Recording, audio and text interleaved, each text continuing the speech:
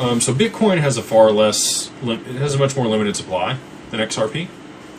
It has, and always will, because it's only 21 billion or 21 million that'll ever be available.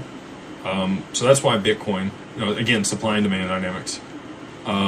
Sol and ETH both have smart contract capability, whereas XRP doesn't. We might end up getting hooks migrated to the mainnet where it has lightweight smart contracts, like XLM. XLM, you also haven't seen a huge price rise in that, even though they've implemented Soroban smart contracts. There's been a bunch of other things that have tied up those tokens that limit the supply. And now we have that same dynamic playing out for XRP with the spot ETFs that have launched. You've got, DATs, you've got, collateral or capital that's being held for the commodities trading. You've got other derivatives that are being launched on XRP. You got stable coins and other things on the XRPL that are causing more volume in transactions.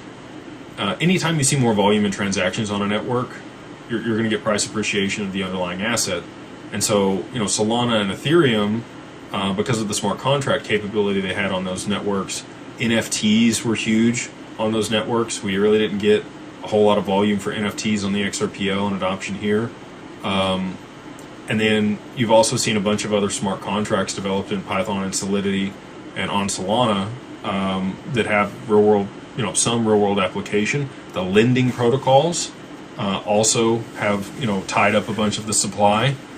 We have XLS 66, which will be borrow lend native on the XRPL, which I think will also, cause XRP to be locked up and less be available, and less supply and more demand means higher price.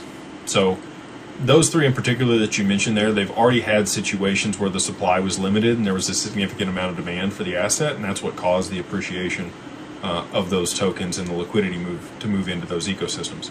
And we're right here on the forefront of that for XRP. So hopefully,